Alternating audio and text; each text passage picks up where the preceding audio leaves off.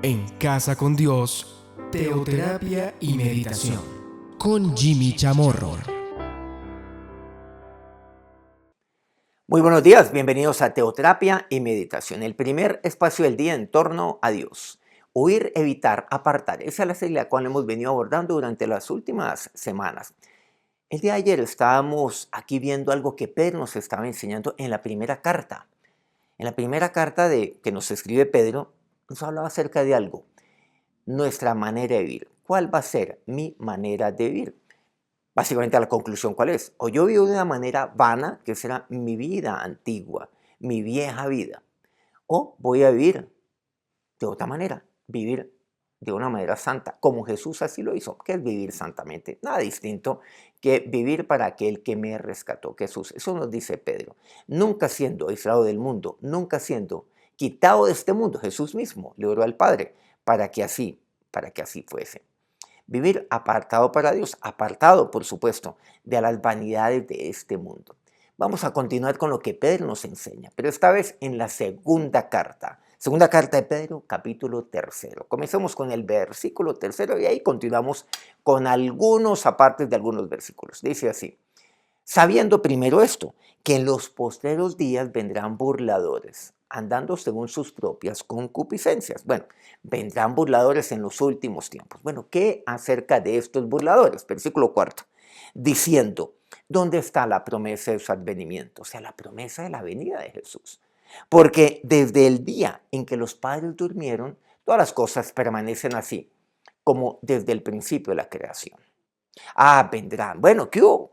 Jesús al fin, ¿qué? ¿Viene o no viene? Jesús, recordemos que Él dice, vengo pronto, pero miren, todo este tiempo ha pasado. Y eso que estamos hablando de los tiempos de Pedro. ¿Qué podríamos decir acerca de hoy en día, donde ya han pasado, pues, bueno, ya estamos en pleno siglo XXI? ¿Qué decir? Vendrán burladores. Bueno, ¿qué es lo que está pasando? Pasemos al versículo 9.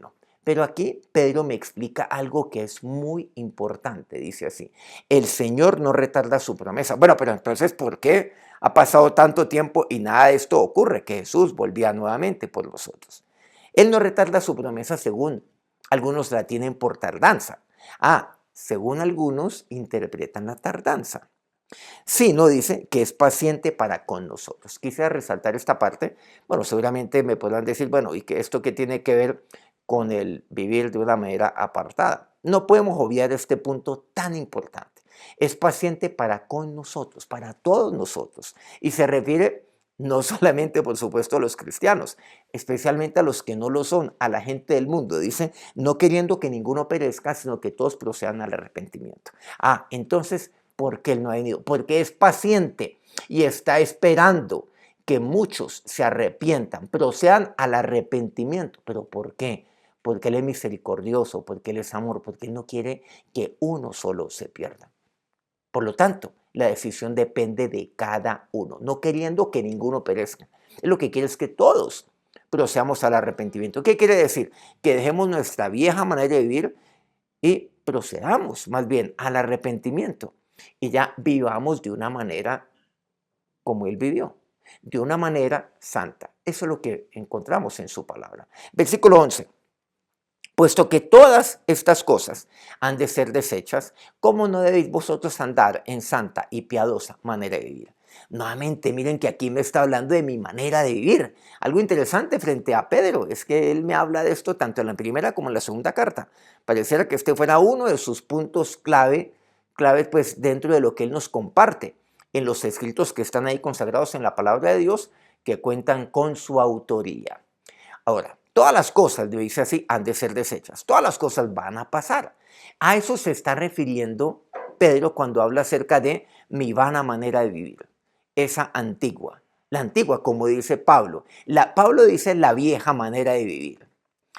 Pedro, ¿qué nos dice? Mi vana manera de vivir. Bueno, es es la misma cosa, básicamente. Esa vieja manera de vivir, esa vana manera de vivir. ¿Por qué vivir de una manera vana cuando todo esto va a pasar? Cuando todo esto es desecho, o sea, desechable, mejor dicho. Todo pasa, pero solamente algo lo cual permanece para mí. Mi manera de vivir santa y piadosamente. La piedad, ¿qué es la piedad? La piedad es, bueno, lo asociamos con una virtud, básicamente. Una virtud que inspira por el amor a Dios, que se deriva del amor a Dios, pues básicamente a una vida santa, a una vida de amor a Dios, a una vida de amor al prójimo, una vida de amor y de compasión. Básicamente la piedad que me lleva a vivir pues santamente. En eso consiste la piedad. Tomar la decisión es una virtud que tiene que ver con vivir de esa forma, con vivir amando al prójimo, teniendo compasión, siendo misericordioso. En eso consiste vivir amando a Dios. Vivir entonces de esa forma, de una manera, por supuesto que tiene sentido. La piedad tiene que ver, todo, o mejor, es todo lo contrario a una vida vana. Una vida, en otras palabras, digámoslo literalmente, desechable, usando este término de que todo ha de ser desechable, de que todo es vano. Usted vive vanamente o vive, o mejor, o su manera de vivir es santa y piadosa. Versículo 14 dice, por lo cual, oh amados, estando en espera de estas cosas, procurad con diligencia ser hallados por Él, sin mancha e irreprensibles en paz. Sin mancha. ¿Qué significa sin mancha? Pues sin mancha es vivir como apartados, habiendo huido y evitado. Recordemos esta serie, lo que es el huir, evitar, apartar. Sin mancha. Apartados, por supuesto, del engaño de este mundo. Apartados de la vieja manera de vivir que yo tenía antes, de la vana manera de vivir que hoy tiene el mundo. Huir de eso, del engaño, evitar vivir de esa forma. Entonces, ¿cómo vivir? De una manera piadosa, de una manera santa, para que yo sea hallado sin mancha. Cuando yo escojo esa vida para mí, cuando tomo la decisión de vivir santa, piadosamente, entonces seré hallado e irreprensible delante de Dios, sin mancha. Y yo puedo estar delante de Dios en paz. ¿Su manera de vivir le permite a usted vivir en paz? ¿A usted le genera paz su manera de vivir? ¿Su actual manera de vivir? Pregúntese. Eso lo vemos aquí en el Señor. Versículo 15. Y tener entendido que la paciencia de nuestro Señor, la paciencia. Recordemos que Él es paciente para con todos, esperando que todos procedan al arrepentimiento, porque Él no quiere que uno solo perezca. Entonces la paciencia también aquí, nuevamente reitera aquí este término. Lo repite aquí el apóstol Pedro. En el entendido que la paciencia de nuestro Señor es para salvación. Claro, nuevamente, es para que seamos salvos. Él no quiere que uno solo se pierda. Como también nuestro amado hermano Pablo, dice aquí, hablaba acerca de esto, dice, según la sabiduría que le ha sido dada, os ha escrito. Bueno, Pablo también nos habla acerca de esto. El de ayer vimos cómo Pablo se refiere a esto en una de sus cartas como a la vieja manera de vivir. Pedro y Pablo hablan acerca de esto. Versículo 16. Casi en todas las epístolas, dice, lo hace Pablo, hablando de estas cosas, entre las cuales hay algunas difíciles de entender, los cuales los indoctos e inconstantes tuercen, como también las otras escrituras, para su propia perdición. Ahora, aquí quisiera resaltar el término inconstante.